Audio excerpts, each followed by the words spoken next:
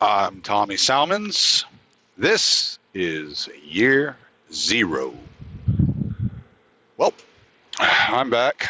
I have been deep into reading and research. I don't know if you really consider it research. I was chasing a particular idea I had and going through all the materials that I thought were necessary. And of course, my sleepy puppy, as soon as I start speaking, starts putting that cold nose on me. So this is going to be a long, fun journey, I can already tell. But I wanted to get into the government's role in propaganda, how people think, and all that. So I decided to kind of do an overview of Subproject 68 of the MK Ultra project. Subproject 68 was an interesting one to me. It was outsourced to a psychiatrist named Ewan Cameron in a hospital in Montreal, Canada, by the name of the Allen Memorial Institute. I think before that it was called Raven's Claw, if I'm not mistaken. Something of that nature. Anyway. The MK Ultra is one of the most prolific sources of disinformation when it comes to the CIA. The shadow government has operated since before the formation of the CIA. In World War II, the agency was known as the OSS, and secrecy was not a secret among the agents that had served in the OSS.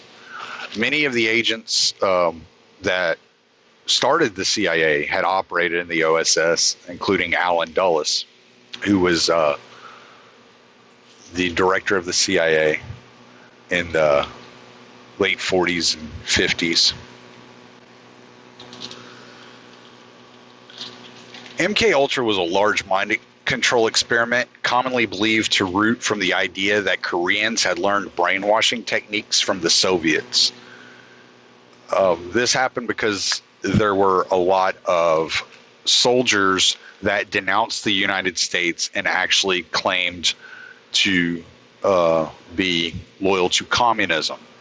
And so they figured the only way that any Americans, POWs or not, were going to do this and to claim communism as the rightful economic system, they were going to have to be brainwashed, especially to denounce the CIA. On the journey from Korea, they went through this really desolate place, and it come to find out that was Manchuria. It's a place that a lot of the soldiers said they felt like they had been drugged and they didn't understand, and that was Manchuria. So then you get the idea of the Manchurian Candidate from that. But in fact, the idea of brainwashing is rooted prior to the Korean War. It's actually rooted in the trial of Cardinal Mindszenty of 1949. This trial was in Austria. Karl Mindszenty was on trial for thought crimes, I believe, for the most part. The cardinal confessed to many crimes he'd not committed, and he sat in the courtroom with a dead, glazed look in his eyes the entire time. The CIA, the United States government, was convinced that he had been brainwashed. In fact, he'd been tortured, constantly tortured, kept in sensory deprivation, been beaten until he, confessed to what the Soviets wanted him to confess to. So to combat the brainwashing techniques of the Soviets that the CIA believed they had, the CIA began Project Bluebird in April of 1950. The Korean War actually didn't start until June 1950. So you can see right there the timelines don't add up. Project Bluebird was the mother to Project Artichoke, which it was renamed in 1951. I think it was in August of 1951. And then in 1953, it evolved into what we know as MK Ultra today. If you look up Project Bluebird or Project Artichoke, more than likely you're going to find information on MK Ultra, because now it's just all thrown under the same moniker. But it started off as one program in 1950 and then evolved into MK Ultra. There were a lot of sub projects in MK Ultra. I've never seen any evidence of it, but one of the projects I consider to be at least parallel, if not a sub project, but at least a parallel of MK Ultra, is Operation Mockingbird. And we'll touch on that here in a little bit. So when it came to MK Ultra in 1953, Alan Dulles assigned Dr. Sidney Gottlieb to be the head physician and chemical researcher on the project. Compartmentalization was key. It didn't take them long to figure out that they didn't want to know.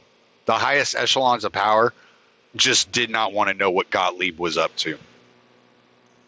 So they basically told Gottlieb, everything's on a need-to-know basis. If we don't need to know, then you don't have to tell us. And Gottlieb was fine with that, because they gave Gottlieb free reign to do whatever he wanted to do in the name of science. Under Gottlieb, the project took on a life of its own. He introduced LSD and other experimental drugs into the project. Many of the drugs were tranquilizers in order to put the CIA's guinea pigs into prolonged comas in order to run tests on them. They were searching for a truth serum and a toxin that erases memories in order to insert new instructions into a patient's subconscious. Gottlieb was introduced to the work of a psychiatrist that had history working with the OSS, Ewen Cameron. In 1945, Cameron was experimenting mind control techniques on Rudolf Hess, a Nazi scientist that was in custody. When Hess saw his fellow compatriots at the Nuremberg trials, he had little to no memory of them or the atrocities they had committed thanks to the work of Dr. Cameron. Cameron was awarded the presidency of the American Psychiatric Association from 1952 to 1953. Then he became the president of the Canadian Psychiatric Association from 1958 to 1959. He was the president of the American Psychopathological Association in 1963. He was the president of the Society of Biological Psychiatry in 1965. And he was the president of the World Psychiatric Association from 1961 to 1966. So we're not dealing with some quack. This is a guy that had been receiving awards. He was well recognized, world-renowned psychiatric doctor. Cameron had also been using drugs such as LSD and Curair, as well as a poison the pygmies use on the tips of their arrows. He'd also been depatterning and psychic driving to combat minor and major psychosis. He was the perfect CIA guy, if I ever heard of one. So in 1998, Canadian Broadcast Channel came out with a movie about Ewen Cameron. The name of the movie is called The Sleep Room. You can find it on YouTube. It comes up. It's in 2 parts. All right, and this is based on the true story of Dr. Cameron's experimentation in Montreal.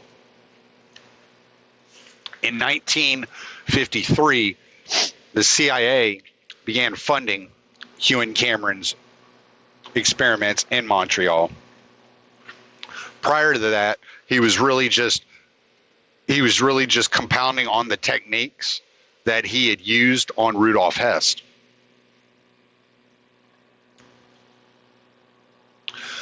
So when he started publishing articles in psychiatric journals, Sidney Gottlieb was drawn to him. And he had him having a history in the OSS. They decided this was the perfect candidate to work with them and to assist them in their brainwashing campaign and to learn how to brainwash. In the movie, it portrays Dr. Cameron as being restless and fed up with kind of the hands-off approach of psychiatry, the sit and listen and do nothing, and he was getting frustrated. And so he felt like he should be doing scientific experiments on his patients in order to cure them, not just listening to them and diagnosing them, which is basically what he was doing. Unfortunately, with the type of work that Cameron was in, the only specimen, the only guinea pig, so to speak, you could use were people. And they had to be living people. You weren't going to dig somebody up and, psychic drive them and de-pattern them. You had to use a person that you could formulate a relationship with and conversation with and view the subject on a regular basis in order to see if there was progress and if your theories were even worth chasing.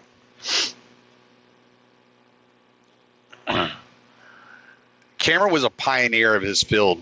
He introduced many of the techniques the CIA determined to be useful in creating a super soldier or the Manchurian Candidate. Dr. Cameron introduced the methods of sensory deprivation, electroshock, or electroconvulsive therapy, which he also called de-patterning, and hypnosis. His hypnosis was more verbal cues. It wasn't like he was also using a lot of drugs, as I'd said, and he was sending people into comas for extended periods of time. I heard one guy say that he was in a comatose state for 56 days. And what he would do is, this is where the hypnosis came in. His style of hypnosis was, after you put these people in a comatose state, he believed that if you had the person listen to a phrase over and over and over again, you could penetrate their psychosis and implant the phrase into their subconscious. So it's basically like you've heard, like if you speak positively every day, constantly telling yourself, I'm good enough, I'm smart enough, and gosh dog it, people like me. Eventually you'll be good enough, smart enough, and gosh dog it, people will like you. And so that was kind of the idea behind this. So obviously there is something powerful about making yourself believe in something so powerfully you won't let it be true. But what Cameron was doing, at least especially the way it was shown in the movie, it was really more of a Clockwork Orange style of brainwashing. He called it psychic driving. So he would, like I said, he would put these people in a coma and he would play a phrase over and over and over and over and over again for like 16 hours, just straight, that same phrase or a particular sound or something like that. He would use the electroconvulsive or the electroshock as de-patterning. Excuse me. So de-patterning consisted of 150 volts of electricity running through the patient's brain for 1 second intervals, 6 times per session, 3 sessions a day. This would go on for around 7 to 8 days at a time. So you would de-pattern a subject for 78 days. This would basically render the person completely like dumb and mute.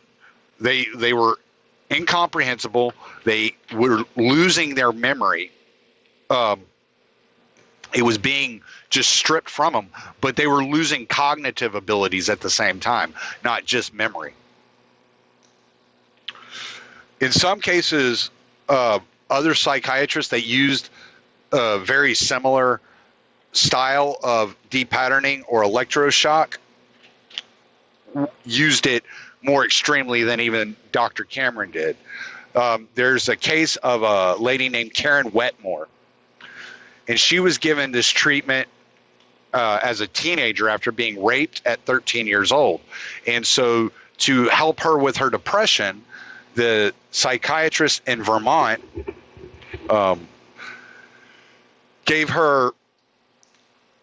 shocked her at 150 volts 30 times per session for 40 seconds at a time.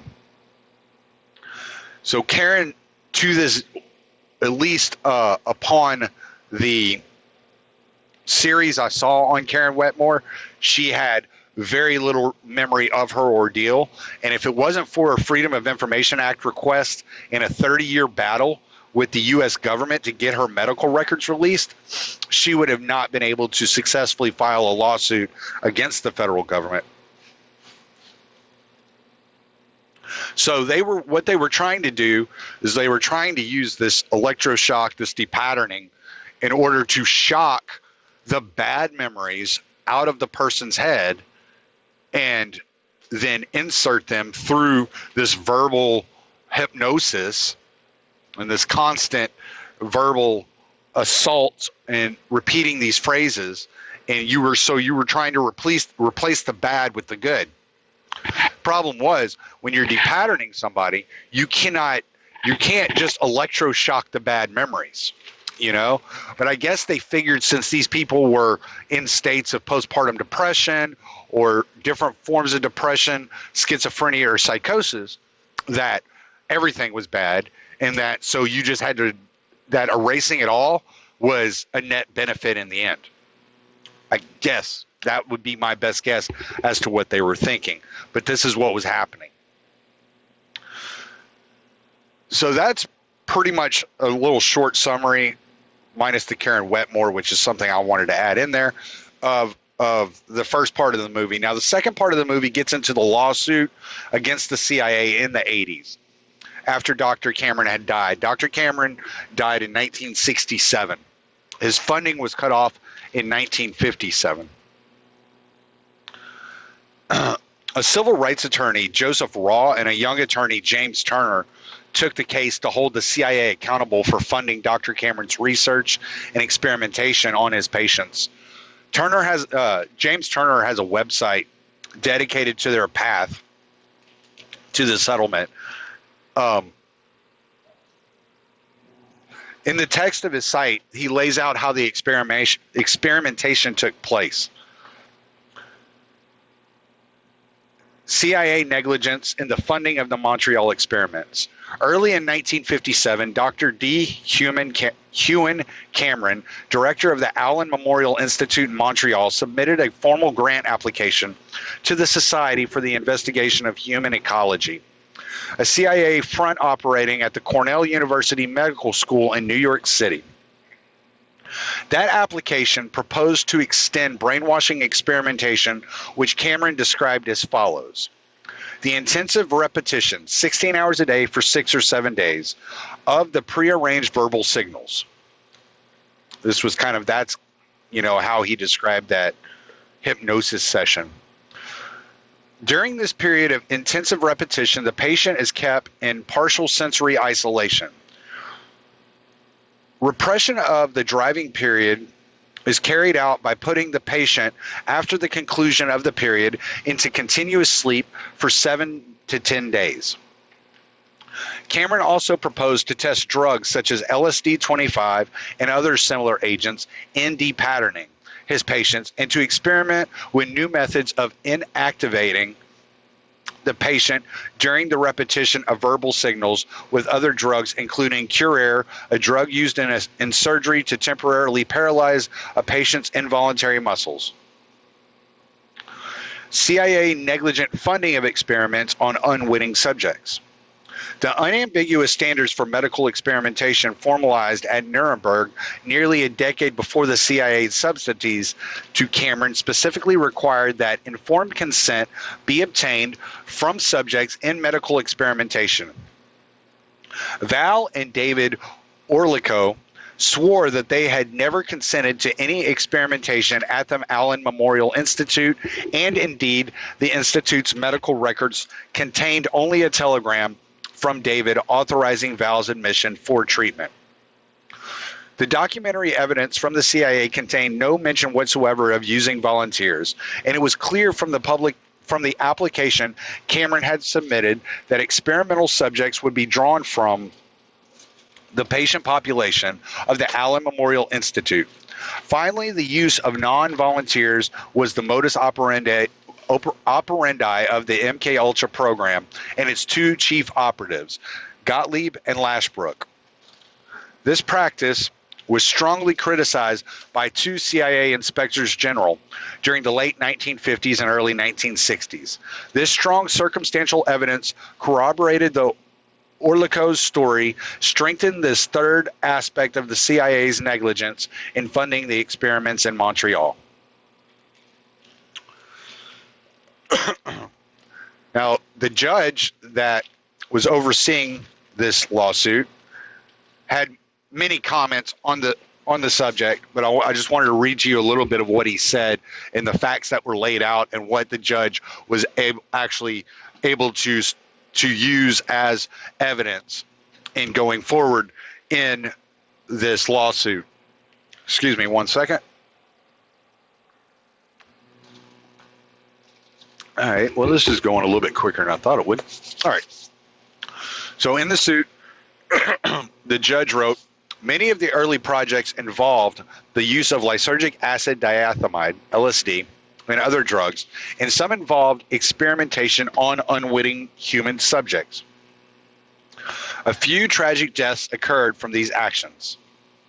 He lays out the death of Frank Olson in here, and that's used as evidence that the CIA knew how dangerous these experiments were in moving forward, was the death of Frank Olson in 1953 when he was dropped out of a window. Defendant admits that as a result of one specific death, Frank Olson, critical letters were given by Director Dulles to the chief, TSS, Mr. Gibbons, the chief of the Technical Operations Branch of TSS, Colonel Drum, and the chief of the Chemical Division of TSS, Dr. Gottlieb. Defendant's statement of material fact as to which there is no genuine issue. Additionally, after the Olson death, Director Dulles made it clear that these projects should be handled under adequate medical supervision. So, as Alan Dulles is telling Sidney Gottlieb, I don't want to know. Don't tell me I don't want to know. He's putting in writing, we have to make this, you put this under medical supervision. We need adequate medical supervision.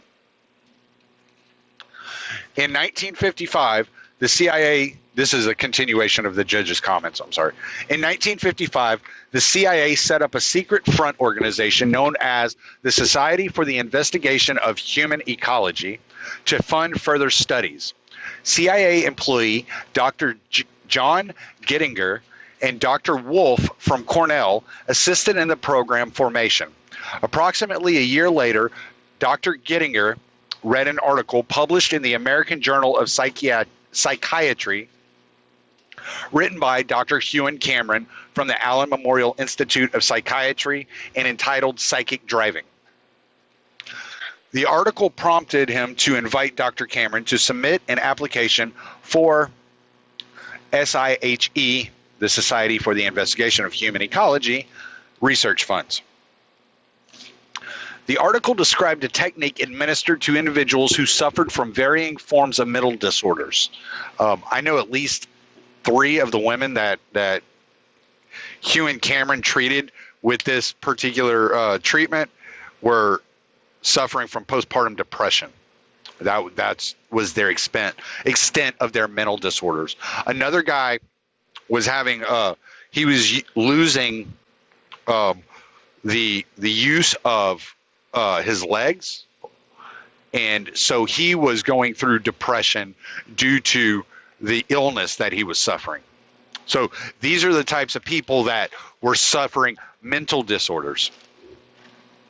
The technique involved the playback of a significant statement made by the patient, though the use of a continuous it's misspelled on here, through the use of a continuous loop tape recorder.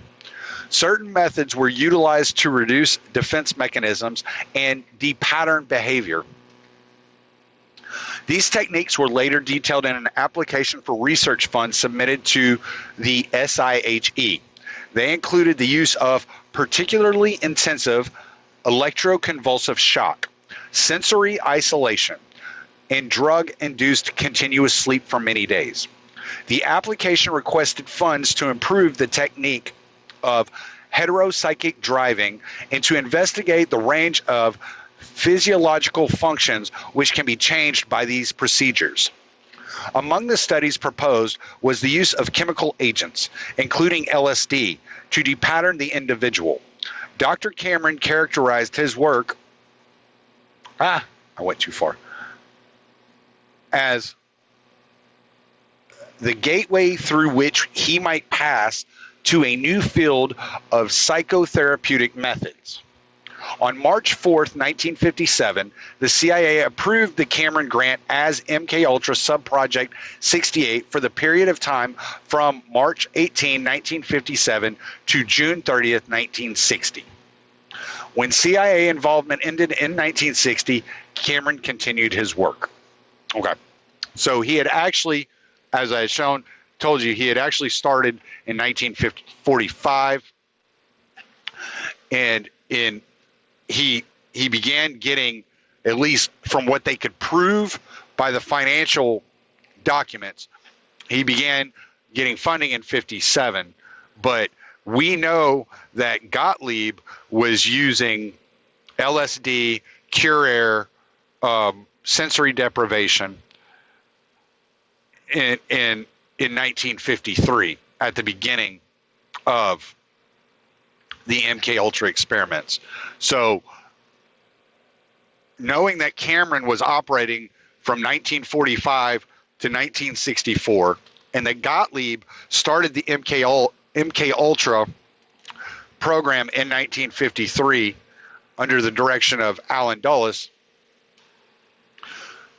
and Gottlieb was using many of these same techniques in 1953 that Cameron had first used on Rudolf Hess in 1945. Them having, and Hugh and Cameron having a background in the OSS during World War II, you can kind of see that there are some dots there that we're not getting. And the reason we're not getting those dots is because in 1973, on his way out the door, Richard Helm, who was then the director of the CIA, ordered Sidney Gottlieb to destroy all documentation of the program. They successfully destroyed all detailed accounts of all MKUltra experiments, but left behind a paper trail of accounting documents that eventually led to the revelations. And these revelations were really discovered by the Rockefeller Commission and the Senate Select Committee that investigated the CIA in 1975. Thing is that when they discovered these accounting documents, they didn't know what MKUltra was. So when they called Sidney Gottlieb in to describe his work with the CIA, he thought he was in serious shit. But knowing that he had, destroyed all the documentation, he was like, somebody had to have talked. So he goes in, they finally track him down, and he goes in and he talks to them, and he was extremely relaxed. because they didn't know what questions to ask him. So them not knowing which questions to ask him, stop, Boogie, stop. Them not knowing which questions to ask him allowed him to get away with his crimes.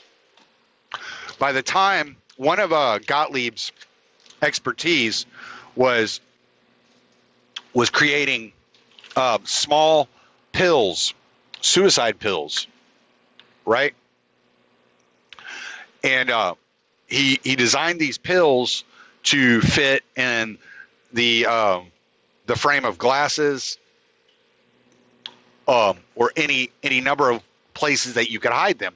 And these were for Soviet spies that the United States turned, and he would give them these pills so if they were caught in the process of stealing Soviet secrets, they could kill themselves. So by the time the MK Ultra program came forward and anybody knew what was going on, it was the 90s. Sidney Gottlieb was an old man. He had lived his life since 1973 completely away from the CIA.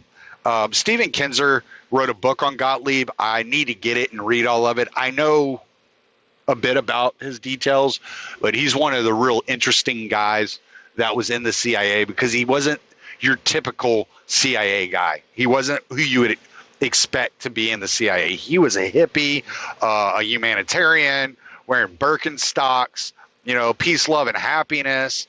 And then he was recruited into the CIA, and he had this sadist, hidden within him.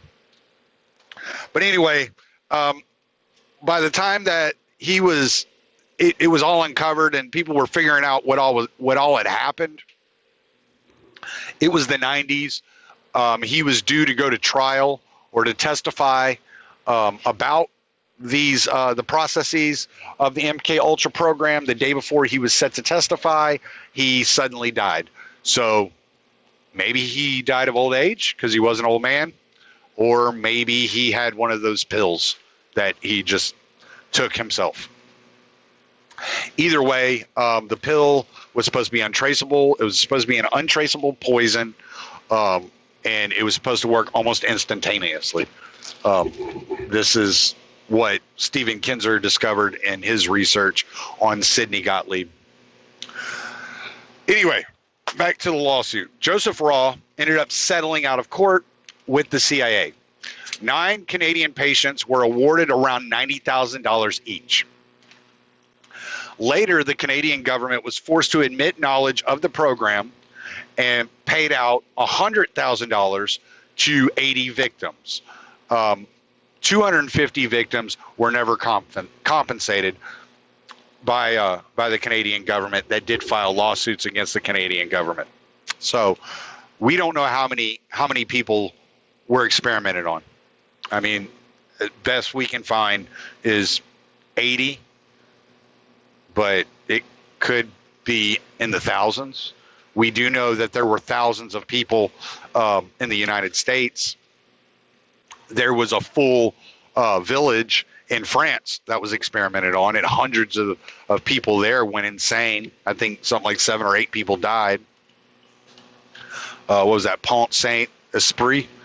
Something like that. I can't remember exactly how to pronounce it.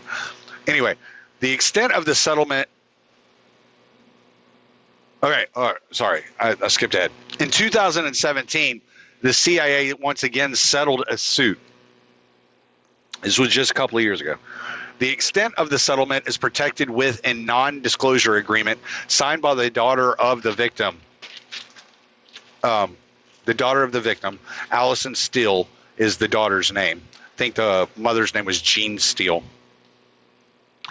And you can find videos of Allison Steele talking about how her dad had fought to settle this suit, and it never happened, and he ended up passing away before it did happen. So she took over the fight for retribution for her mother, and so she was ecstatic that she actually won.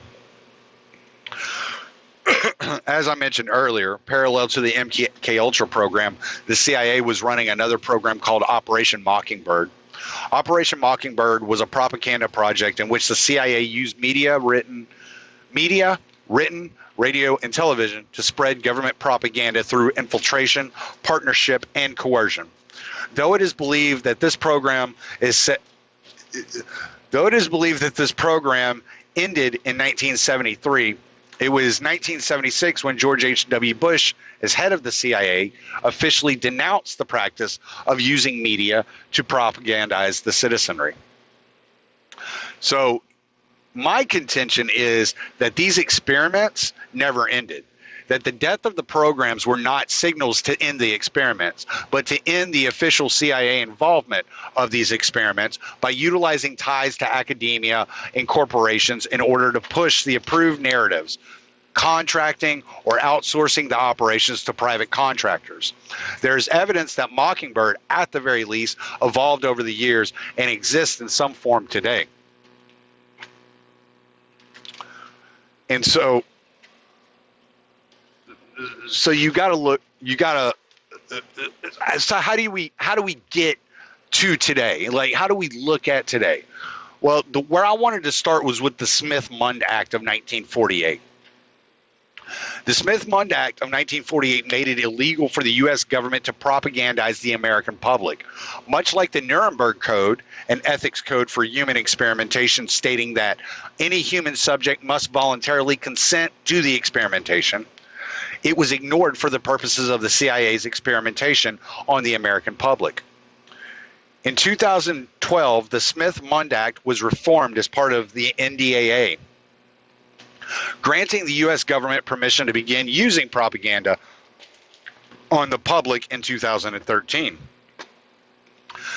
H.R. 5736, Smith-Mundt Modernization Act, introduced by Republican of Texas Mac Thornberry, states in part that it authorizes, I skipped too far. It authorizes the Secretary of State and the Broadcasting Board of Governors to provide for the preparation and dissemination of information intended for foreign audiences abroad about the United States, including about its people, its history, and the federal government's policies through press, publications, radio, motion pictures, the internet, and other information media, including social media, and through information centers and instructors. It also amends the Foreign Relations Authorization Act. Fiscal year 1986 and 1987 was when it originated, and it prohibited funds for the Department of State or the board from being used to influence public opinion or propagandizing in the United States. The Smith-Mundt Modernization Act goes on to say that when propagandizing through any source, they are not required to reveal the propagation of government-approved narratives to the public. So you will never know when you are being told falsehoods for the benefit of the state, no matter how detrimental these falsehoods may turn out to be. And they're going to use the money they stole from you under the illusion of foreign relations to perpetuate this propaganda on you. I just keep thinking Russiagate. That's all I can think of when I read that. Russiagate. That's all I can fucking think of. That it doesn't even fucking matter. I mean, a lot of people would go and say COVID, Black Lives Matter. You could put any number of things into this and just say this is the government could be doing this, and we would have no way of knowing. They don't have to tell us. So prior to the introduction of the amendment, CBS released an article July 11th, 2011, entitled Social Media is a Tool of the CIA, Seriously. In the article, Jim Edwards introduced his readers to In-Q-Tel, a CIA venture capital firm that invests in new tech startups. Most of these investments go to analytics companies, fishing your data for information they may then turn over to the CIA or the FBI. A lot of times they go through the FBI before they go to the CIA. Sorry. Boogie's in the trash. Come on, get up here. Come on, get up here. Lay. Edwards reveals that the CIA had been investing in Google since 2004. The In-Q-Tel website brags for 22 pages of all the tech companies that it is invested in. In an article by Lee Fang published by The Intercept, the CIA is investing in firms that mine your tweets and Instagram photos. Fang targets 4 firms that specialize in social media data mining and surveillance: Dataminer, Geophedia, Pathar, and Transvoyant. He also mentions Palantir and Lab 41. Palantir was founded by Peter Thiel. Accel, Dynology, Global Strategies Group, ClearForce, and dozens of other data analytics and behavioral science companies have also been named by people as working with the CIA as contractors to extract data. Another CBS article provides information around WPP, a monolithic advertising firm in the CIA. WPP agency takes funding from CIA investment unit. This was the second time WPP had gone into bed with the CIA. This time it was their technology side, in which they were scanning data in order to better create ads for the public. There were also articles pointing out a 2001 relationship between WPP and the CIA.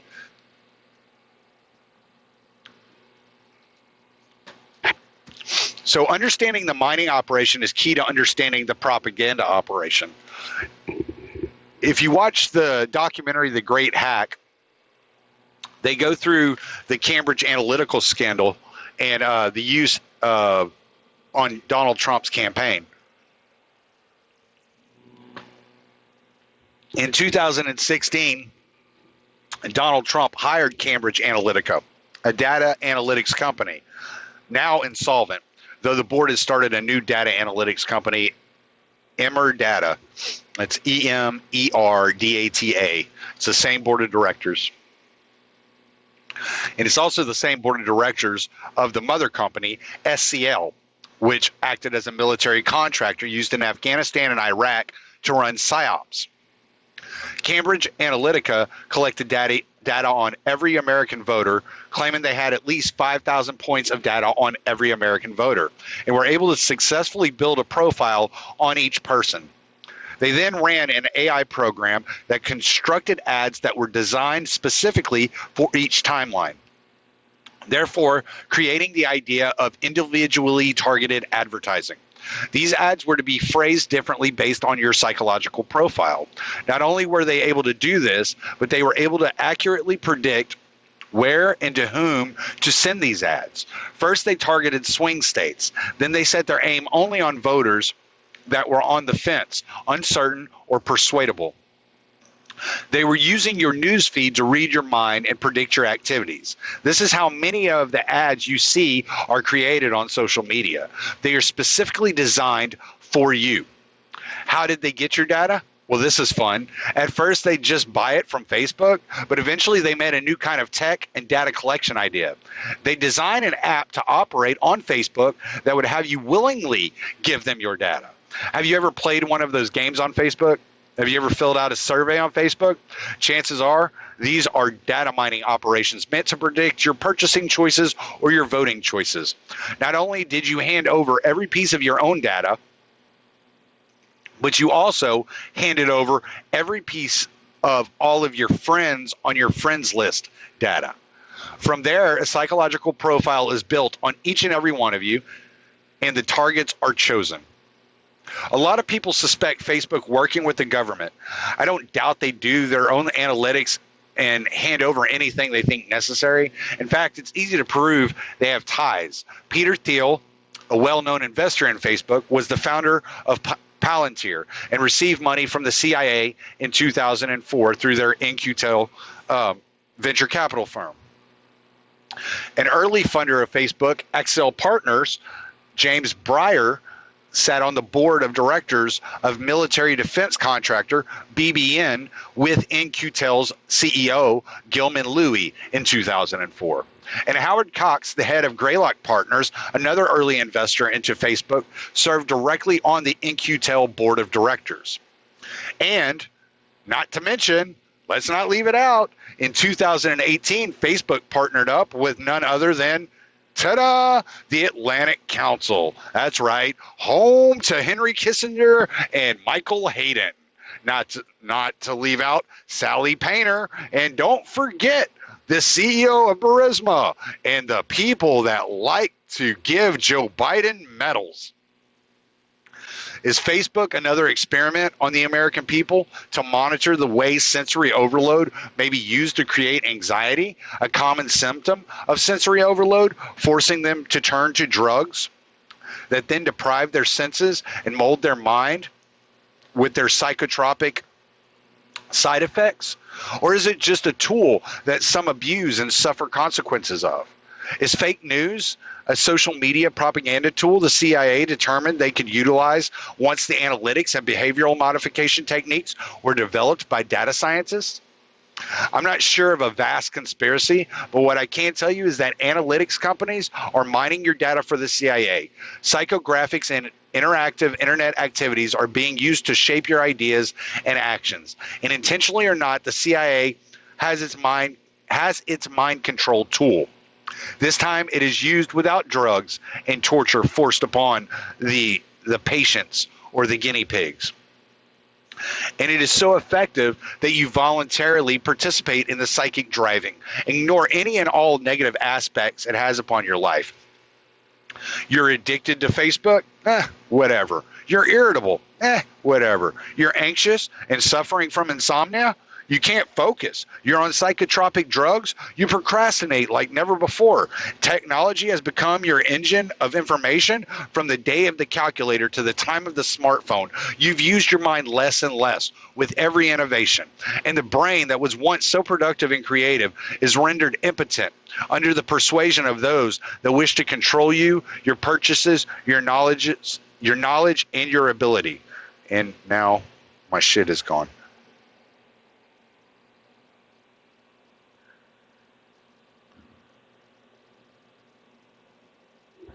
So as you continue your social media relations, whether it be Twitter or Facebook, Instagram, Gab, I don't care. I don't care how small the platform is. Minds, it does not matter. There are companies out there paid that are collecting your data and sending that data to the CIA so that the CIA can come up with specific propaganda meant to target each individual and therefore get you to move the way that the U.S. government wants you to move and act and obey. Is the mask CIA propaganda? Is Black Lives Matter a psychographic or interactive internet activity? It is Russiagate. What is the CIA involved in? What we usually call disinformation campaigns. What we usually refer to as disinformation campaigns. And it seems like usually it's a decentralized, single unit. QAnon, could be an example of this. Or QAnon could just be an openly blatant propaganda tool that all the QAnon fucking followers are too goddamn stupid to even realize. Either way, this is an extremely sophisticated method of inserting government propaganda into the minds of the public. And this is the $1 trillion a year propaganda machine at work that people like me or Pete or Scott or all these podcasters, not all of them, some of them might be CIA propagandists, but a lot of us podcasters are trying to break through this wall. And this is the problem that we're running into. So that's what I came up with. That is how I see so many links between the experiments, the MK Ultra experiments, and the digital age, especially Operation Mockingbird and Subproject 68. That's how I tied them all together. You're no longer being dosed LSD and put into sensory deprivation, right? You're now being hit with sensory overload so that you voluntarily take a psychotropic drug that depresses your senses. You're no longer being propagandized in the same old-fashioned Mockingbird way. What you're running into now is data analytics campaigns specifically designed to target your specific psychological profile. So these things have all evolved over the years. And to separate, to say, well, these programs ended and they decided they can't brainwash, that they can't, psychic driving doesn't work. Mind control isn't a thing. Look around you. They start when you're a kid. They get you in school, and they start planting these ideas in your head from the age of 5 years old. And now they found tools that you will voluntarily use in order to allow them to continue planting this propaganda in your head long after you've left the schoolroom. This is the perfect way to create patriots, to create factions, to create friction, to create a civil war if need be, if desired.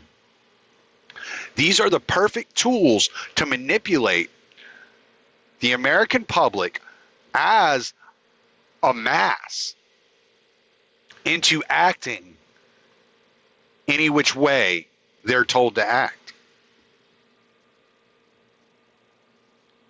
So maybe lay off the social media, guys.